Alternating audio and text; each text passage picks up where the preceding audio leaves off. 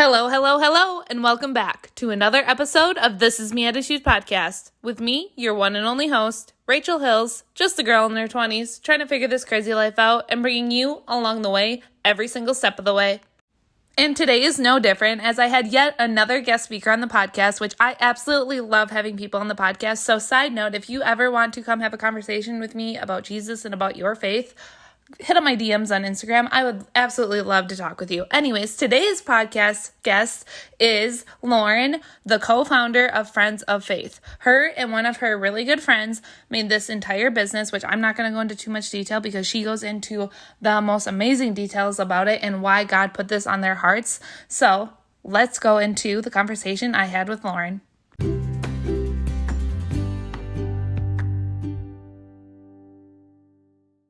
Welcome back to This Is Me Attitude Podcast. I am very excited to have yet another guest speaker on this episode. And today we have Lauren with Friends of Faith. And we actually met through the last guest speaker that I had on with Abby and the Sacred Salt Shop. And it was just a really cool coincidence. And it's just another great reminder of me of how God works in so many mysterious ways and how social media can be amazing in meeting new friends. So welcome to the show, Lauren. Thank you, Rachel. I so appreciate it. Yeah, and before we get into the questions, can you tell the listeners a little bit more about your company and where it all began and all the things that you want to share? Oh my goodness, yes. So, company's name is called Friends of the Faith, and it really started because my co-business owner, Dominique, she and I around Easter, we were thinking, what should we put in our kids' baskets? And so we were texting each other of, what we were thinking of putting in there. And I said, it's such a bummer that there really isn't really cute kind of biblical based toys out there. And so we kind of went on this wormhole of looking on Etsy and the internet, and we found some things, but it was either like we were like, our kids wouldn't totally love them, or we just found them to be super expensive. And then also, when we looked for kind of characters, because I was saying, it'd be fun if there were like different characters that we could have, and different kind of heroes of the faith kind of thing. We really just would find kind of Jesus or Mary and not kind of anybody else. So I think Dominique had said, yeah, we should do something. And I was like, yeah, we should. And then about 15 minutes later, I was like, what if we do like dolls? What if we did like plush pal dolls? And so it's kind of birthed from there. I think she thought we were just having like a light conversation about, it'd be nice if there was something in the market that, worked better for what we were going for, and not that we would actually launch a small business. But I get a little tunnel vision on stuff. And when I'm passionate, I'm super passionate. And so I think like within a week, we went live and we had our LLC and we just went full bore. And so what we have is we've got what we call them Friends of the Faith. And the goal was really to woo our own children to real heroes. We watch our kids play with, secular toys, and my daughter loves Barbie, and all of that is great and has its place. But these aren't real people or real things. So we wanted our children to be wooed to something and find comfort in something and play with something that was of real lives and real people with real struggles that they could really aspire to and learn from. So we have plush pals. We have 6 of them right now. So we have Jesus, Mary Magdalene, Mary, Jesus's mother, Hannah, Esther, my daughter's favorite, and Daniel and his lion. So we've got 6 of them right now. And so they're plush pals. So if you picture them, they're really beautiful. But they're kind of like these pillow kind of dolls. And so our kids actually play with them, and they also sleep with them. And they travel with us wherever we go. And so they're really cute and they're really sweet. And so the goal is to kind of continue to build them out, and to introduce new friends of the faith. And so each time you get a friend of the faith, it comes with a card, and it tells you where in the Bible that character's story is, why are they important, how did they honor God. And the cool thing about it is, our customers who have bought them and our kids also, they're really quick now as we're going through the Bible to be like, oh wait, Hannah, I know her story. It's this, right? And so it's really helping them to commit to memory the stories of the Bible, which is just so amazing and really all I want as a parent. The other thing we've done is around the plush pals. So we'll have kind of different collections. So Esther and Daniel were part of a Brave collection, if you will. So when you go on our site, you'll see you can get the plush pals, but then in addition to the plush pals, you can get really cute merchandise too. So we've got these really soft, amazing blankets with the same kind of brave patterns. We've got really cute shirts for the kids. For adults, I'm wearing our Daughter of the King shirt today. Like we have all these different fun collections. So it's merchandise and kind of home goods that are built around these friends of the faith. So we're having a lot of fun building them out, and we're just really enjoying watching what God has done with these dolls and how he's transformed both the lives of little children who have never known Jesus, and also adults as well. It's been really special. That's awesome. And I am kind of jealous. I wish I would have had something like that when I was a kid, because I know, me too. I wasn't as close in my faith, and I would just get like random books for holidays and be like, oh, read this. And I'm just like, I don't know what that is, but okay. So that's really cool. And I know that we talked earlier before recording that you were saying that all of your products are your kid approved too as well, right? Oh my goodness. Yes. And I have to say, I think probably Dominique's children, she's the co-owner of this business. Her kids are kinder. My son is really kind too. My going to be 17-year-old daughter, she's the toughest critic. So it's so funny. I did like a feature on her on our Instagram the other week of like, our little product testers and how it has to go through all of them. But I love that because I want them to be part of it, right? Like the merchandise, when it comes to the adult stuff, Dominique and I will ask our friends, like, is this cute or this cute, right? So we can ask it out. But for the kids, the whole goal is really to excite them about the Bible and excite them about these characters. And so I want our kids to be like, yes, they look cool. Yes, they look pretty, right? So we definitely do run them by the kids. They've got some friends, and so we'll ask them to do like this or this. And it's really fun. I think Esther's been like my daughter's favorite because she's the fanciest looking one. But I've got a friend and her son is just in love with Daniel the Lion. I love Daniel the Lion. It's so cute. And so she had messaged me the other day and she was like, he wants to know if David and Goliath could be next. And so that's the other thing too, I forgot to mention, is each doll then has a tagline on them. So Jesus is love like Jesus. And then Esther is brave like Esther, and then brave like Daniel. So it kind of then goes into this brave theme of the collection, right? So my friend's son was so cute. And he's older and he goes, I really love Daniel the Lion. He's so crazy about it. He's got the blanket and everything. And he goes, can the next one be David and Goliath? And then I also already know what I want the tagline to be, but like, I love it. And I was like, that's so great. I'm totally going to use his tagline. But like kids are really getting into it, which is really fun and they're part of it. So yeah, super, super fun. And it has to be kid approved. And yeah, family affair. That's good. I love all the things, and just how, like you said, being able to get the family involved in it and growing their faith on just a different level, because obviously kids like to play with toys, and if that's how you can reach them and how God put it in front of your face pretty much to reach them, that's really cool. Yeah. Well, thank you for sharing. And I do want to mention before we go into the questions that Lauren and her other business owner was very lucky to me, I guess I could say, and gave me a discount for all of my listeners. So I will put that in the show notes as well. If you know anybody that is interested in getting any of their products, I'm definitely going to look for it because I have some soon-to-be nieces and nephews that would love them. So I'm excited to look into it. So now to jump into more, to get to know a little bit more about Lauren as a person and not only a business owner, I just have a few questions for you, and I'm really excited to see what your answers are and how God has really moved in your life and in the business. So with that being said, when and how did you become a Christian / accept Jesus into your life? Very good question. So for me, I would say I've always been a Christian. I grew up in a Christian household. My parents did a really good job of taking my brother and I have an older brother, to church every Sunday.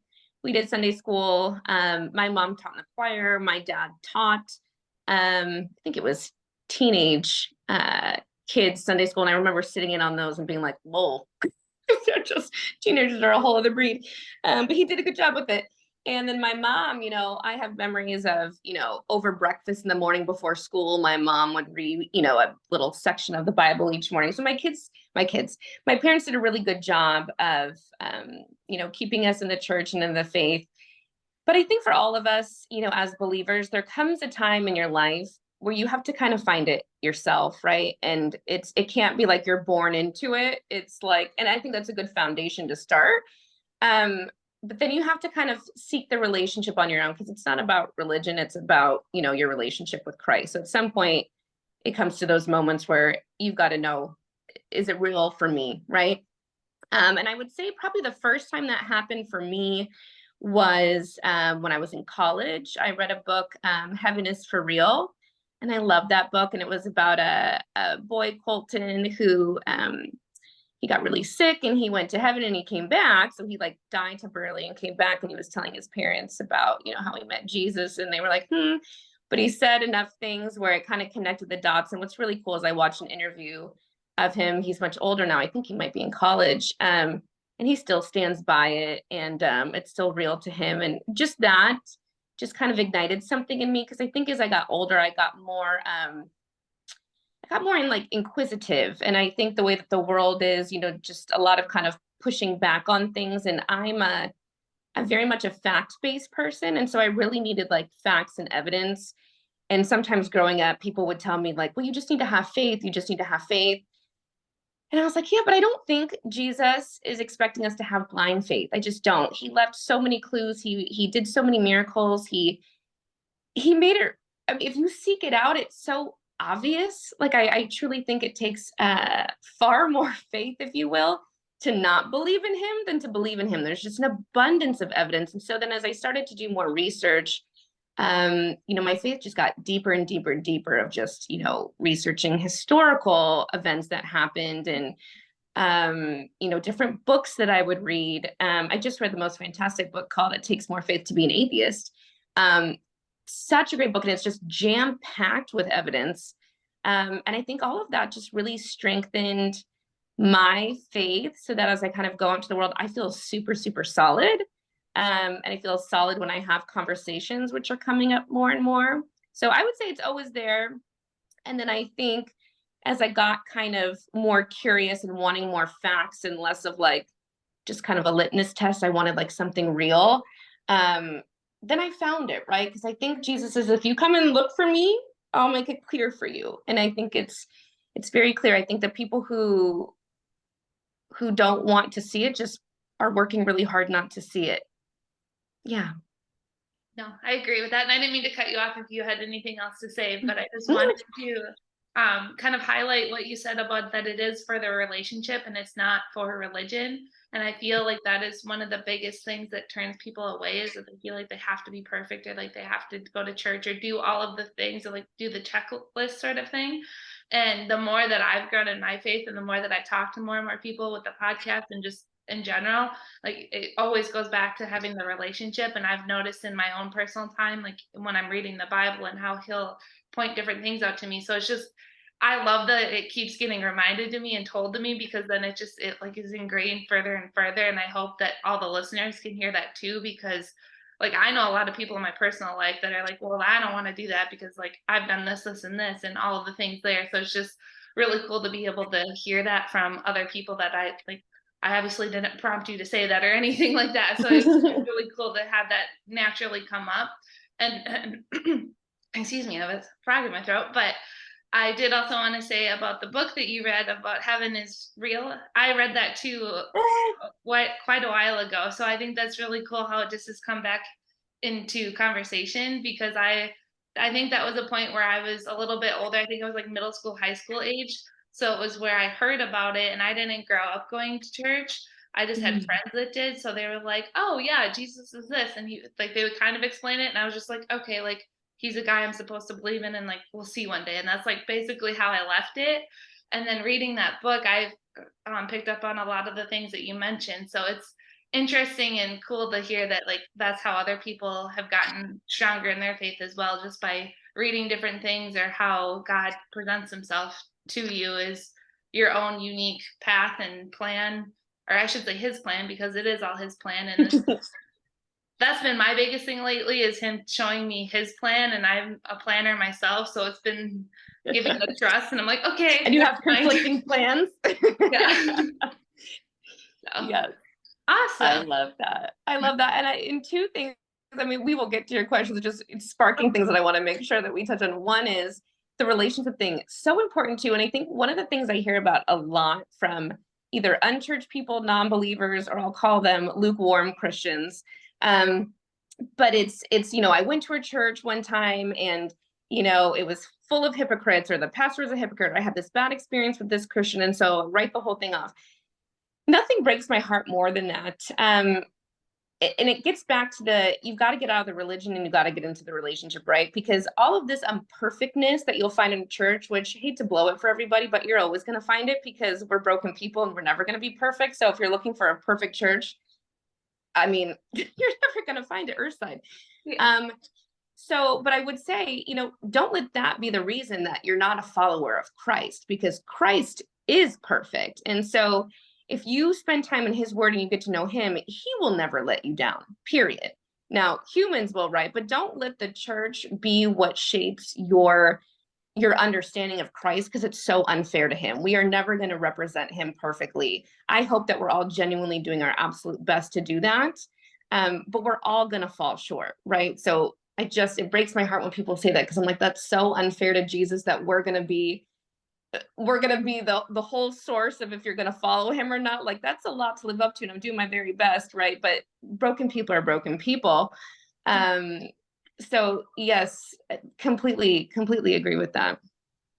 Awesome. Thank you for adding that in there, because it's a lot of pressure for like preachers or for anybody that works for a church and thinking like, oh, I have to make it perfect for everyone that steps through the doors. And we're just like any other human. We're not always going to be perfect, or we're going to mess up in different areas, like you said. So I think that's a really cool aspect to highlight. The next question I have is, where have you seen God work the most in your life? I would say, I was kind of preparing for these questions, and there's so many different directions I could go, but I think I'm going to go in the season of motherhood. So I've got a daughter who will be 7 in September, and a little guy, my son, who just turned 4. And I would say this season of motherhood, they're little and they're a lot, and they ask for chicken nuggets, you give them chicken nuggets, and they're so offended you gave them chicken nuggets. And there's a lot of emotions and a lot of moodiness and a lot of needs. And I think this season is just, I describe it lovingly as sandpaper refinement of my soul. But it's things I didn't know I needed to work on that I absolutely needed to work on. But it's good. But I think I'm learning so much about the heart of God in this season of motherhood, in the ways of what it really means to give grace to my children, what it really means to serve them and to put them first, what it really means to forgive. And it's forgiving, and it's truly starting over and not going backwards. And that yearning that God has for each of us, of how he seeks us out. I'm going through reading the Bible for the third time, like in a year. So I've done it 3 years in a row. So I'm halfway through year 3.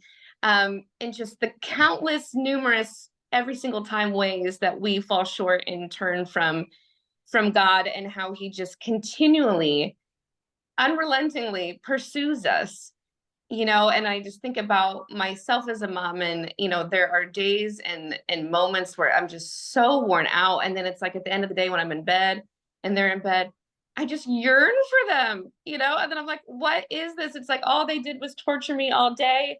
And all I wanted was to put them to bed all day so I could just take a break. And then the moment I'm separated from them, I'm like, but I want them, and you love them so much.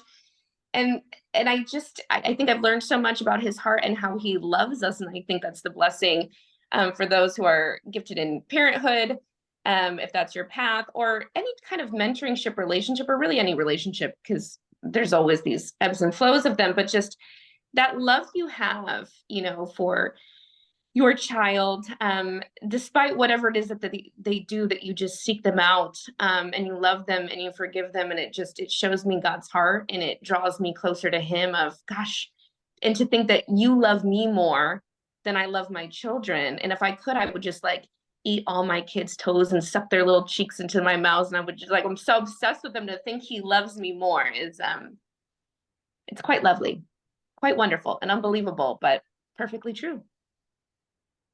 That was wrapped up really nicely. Thank you for sharing all of that. I'm not a mom myself, but I know that one day I want to be. So just hearing how your experience with being motherhood has helped. And I've worked with kids for years. I used to be a soccer coach for 2 to 5 year olds. So I completely understand the like, I love them and I want to be right next to them. But then I'm like, you can go to mom and dad. Yeah. Goodbye.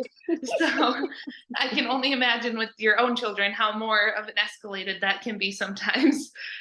So thank you. And I think it is another really good aspect to highlight that God works in different ways. Like you said, you're working with forgiveness and having grace. And I also feel like it's having grace for yourself and realizing that you Mhm. aren't a perfect person and like you cannot be perfection. So you have to realize that, yes, I'm going to mess up sometimes. And that's another thing that I've noticed I'm working through a lot as well with building an online business plus building a podcast. It's just like, but I want all the things. And then God's like, yeah, no, that's not going to happen. Like, you're going to mess up and just kind of live with it. And I'm like, oh, okay, great. We're going to work with that. So, and in both examples, it really just shows that grace is huge and that He is always going to give it to you. You just have to be willing to receive. And receiving it is way harder than just saying that is, and is something that is very useful to work through and towards. So, thank you for sharing. Yeah, that dependence on God, you touched on something super important there. Absolutely. Because if I've learned anything in parenthood, it's that I am not a perfect parent. Um, and that hurts and that stinks, right? I mean, I think all of us, when we go into parenthood and we, look at other people's children and they're crazy in the store or whatever, we think, well, that would never be my kid and mine, I will be different and my kids are going to be little angels. And we all do this. And I think it's good and healthy and important because otherwise we wouldn't procreate. I'm kidding, kind of. But so these are the lies we tell ourselves, so we keep going. But I mean, truly, then you get this reality check of, gosh, I fail every day at whatever I'm aspiring to be as a mom and a human and a Christ follower and a whomever, friend, daughter, wife, right? And so it's also that practice and that discipline of being fully dependent on Christ. And I have found that hard because I want to be the person who can do all the things and do them all really well. And I am humbled knowing that I can't and learning that. And then once you kind of get through that, I think there comes this piece of knowing I'm not enough and nor was I expected to be enough. This was always supposed to be a partnership between me and Christ in whatever I do in life at work and raising my kids and being a friend and being a wife. It was always supposed to be a partnership. It was never supposed to be just me. And I have found a lot of peace in that of it just taking the pressure off. Because if the goal isn't perfection for me, the goal is do the best that you can. And Christ will give you the strength, and Jesus will be there to pick up the pieces and help give me the words and help patch up whatever thing I, screw up, right? That gives me a lot more space to ultimately kind of be the mom I wanted to be because there's not this huge mountain I'm trying to climb by myself. So I think that dependency is really, really key in all this. Yes, 100%. I'm over here on Zoom shaking my head because I agree with all of it. And I will say also before being a coach and I would see kids in like a grocery store or whatever, like yelling at their mom or whatever this, I was like, oh, like that's never going to be my kids and this and that and this. And then I became a coach and I was like, you know what? It might just be a tantrum in a Walmart. It's fine. Like, I don't know what it's going to be like when I get to that stage. So I give all moms and parents in general just a lot of credit because like each child is different. Like you can't, like I said before, I'm not a parent, but I've noticed that you can't parent the two different kids Truly. the same exact Yeah. way. Or, like you can't coach the same two kids the same exact way because Mhm. it'll blow up in your face. And you're just like, okay, well, we're gonna try that again. So true.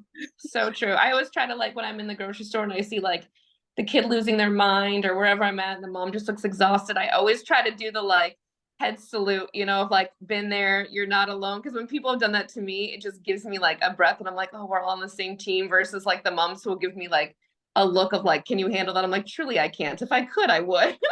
you know. But yeah, absolutely you're spot on that they're all different. And so also part of the humbling experience, right? For sure. And then the next question I had, we kind of touched on, but if you have anything else to add, I was just saying, what made you decide to share your faith in the business? And then why do you feel that God called you to start the business or to grow in that aspect? Yeah, I mean, I would just add on, deciding to share faith is part of this business. That was the whole purpose of it, was to share our faith and to draw us as adults closer to Jesus and our knowing and understanding of him um and really, as I call them, you know, our friends of the faith, right? I mean, a lot of us know, who have grown up in the Christian religion, we know about Jesus and what he did, but there's so many other really important characters. Like I had mentioned, Hannah is one of our dolls, right? You know, and she wanted a baby so bad, and that's something that's really personal to both Dominique and I. Dominique grew her family through adoption. I grew my family through science. And so we both just, you know, felt for her so strongly, of, you know, her just sobbing, you know, so much over wanting a child, you know, and just, you know, God blessing her, and, you know, her dedication of her child to Christ, and just, you know, that reminder when, you know, Dominique were pulling together the card for Hannah and kind of what her story was and designing the doll, you know, and just having these beautiful kind of conversations of, you know, that's a really important reminder to us as moms of, like, our children really belong to God. We need to be dedicating them to God. Our whole purpose in, you know, parenthood and motherhood should be directing them and reorienting them back to God constantly. And so I keep looking at my chair in my office because I have all my little plush pals looking at me. And so I'm seeing Hannah, but she, it's just that reminder. And so we're growing in our faith of being reminded of, here are these real people and these real moms who had real similar struggles and battled with them, and how they handled them, and where we can learn from them, both in the ways where we want to do things differently, and both in the ways we want to emulate. And like Hannah wanting to emulate that reminder that God is loaning us these sweet little angels, but they're his, and we need to give them back to him. Um, and then for the kids, right, it's, we want our kids to have real people to look up to, and not perfect people, not whatever Barbie doll is perfectly put together, and whatever superhero never fails, but we want them to have real humans, of people who did fail and they did screw up, and guess what, God loved them just the same, and he still thinks the sun shines out of them, and real things to aspire to, so that they learn what love really looks like, and what the goalpost really looks like, so that they can gift that same love back to this world who desperately needs it. So well said. Thank you for sharing more of the insight of how it came to be. And I know that it's not easy starting a business from scratch, and especially with having an LLC and all the things that add to that and all of that aspect. So thank you for sharing your faith and your ability to grow the business. And I'm sure that it's just the beginning, and the fact of how many lives you're going to touch and how many kids get to play with the toys and get to really learn the love of Jesus, and knowing that it wasn't just Jesus that was in the Bible and all the stories like you mentioned there. So thank you for that. And now for one of the last few questions I have for Miss Lauren, what would you like the listeners to get out of our conversation today? Well, I would like to spark a little bit of urgency, I think, in all of us personally, and those of us who are parents, that we really prioritize and focus our energy on our relationship with Jesus. I think the devil is smart. I think he's very clever. And I think he's moving really fast. I think he always has. And I think probably the deeper I've gotten into my faith, perhaps the more clear I see his ways and his deceitfulness. And I just think we really need to be smart, and we need to really place our time and our energy and our focus in things that are not of this world. I think if we find ourselves getting too comfortable here, we have to ask ourselves, is this really our home, right? Or are we shooting for our forever home in heaven? So I think with our children, and like I said, I have nothing against secular toys. It's just, are we spending our time when we're reading stories before bed? Are they Bible stories? Do our kids also have biblically based toys. When they're going to schools, I mean, one of the things Dominique and I are working on right now is a back to school line, and we'll have, backpacks and, keychains and all these things, right? Your kids are going to school with non-believers. How are they pointing other people to Christ? And, even us, I mean, we've got, cute shirts and workout wear and all this stuff, right? But it's just, I just feel like we're vessels, and what we put in our eyes and our ears and how we dress ourselves. Just my stance is all of these things should point to and honor God. And it's not to say that every shirt you wear needs to say I love Jesus, right? But it's, it's modesty, and it's just how you present yourself to the world. But I think what I want our listeners to get out of this is just to kind of challenge themselves as where in their lives, personally and in the way that they parent, could they kind of take the next step forward, and how they use their home and their play and their comfort with their kids and the way that they represent themselves, to ultimately have all those things point to Christ and honor him. And we're really hoping at Friends of the Faith that we make that really fun and easy for you, and pretty, and something that you're like, hey, I would want to wear that anyways, or I'd want to cuddle in that blanket anyways. And hey, I'm wrapping myself up in something that says Jesus loves me, like win-win. Yeah, no, I definitely agree with that. It helps when it's already something you're like, oh, that's pretty, or oh, that would be awesome for my kids to play with, Yeah.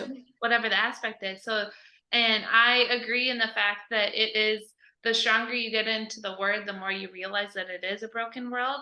And that's another thing that I've been really seeing lately, is that now that I have it consistently being in the word every day, it's like that I didn't realize was not from God. And it's definitely not now, or this or that, of different things that we may just think are normal of the world, but it's not what God wants us to hear. So I definitely agree in the fact that I hope listeners take that away as well. And to wrap this all up, I want to make sure if listeners have any questions, or if they want to reach out to learn more about the business or buy from you guys, where is the best spot to reach out to you? Yes. Okay. So please do check us out on Instagram. So we're Friends of the Faith Co. on Instagram. And then on there, you'll be able to see a link to our website. And we've got free downloads on our website of, I call them little like study guides that you can do on your own or with your child, that are fun kind of printout worksheets. We do a number of giveaways all the time too. And you'll see all of our collections there as well. We've got a discount going right now, but a special one just for your listeners, which is This Is Me 20. And so listeners can use that and get 20% off any of our merchandise. So go use that and have fun. And then we're also on Etsy under Friends of the Faith US. Perfect. There's multiple different areas that you can go and get your own plush toys and merchandise. And I really hope that you do take a chance and really look through all of their things, because like Lauren said, there is a lot to choose from, and that there is a lot that you can get out of it with all of the different stories in the Bible and just overall as a company. So again, I want to say thank you so much for coming on to the episode, Lauren. I've really appreciated our conversation, and I'm sure there's going to be lots and lots of takeaways from many listeners. So thank you for coming on. Oh, thank you so much for having me, Rachel. I really appreciate it. Thank you.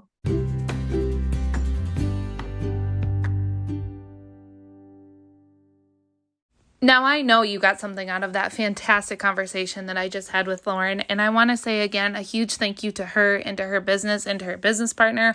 All of it is absolutely amazing, and I had so much fun sitting down and having this conversation with her. You, as a listener, I know, like I said, you got something out of this episode, so please don't hesitate to come over and chat with me over at Instagram at Rachel Fun Hills. I would absolutely love to hear what you thought of this episode, what you got from it, what things you can change and implement into your daily life from this episode or any other episode. And also, don't forget that they are giving you a big discount, 20% off. All of the details will be in the show notes, so go look for that. And until next time, never, ever, ever forget, God loves you.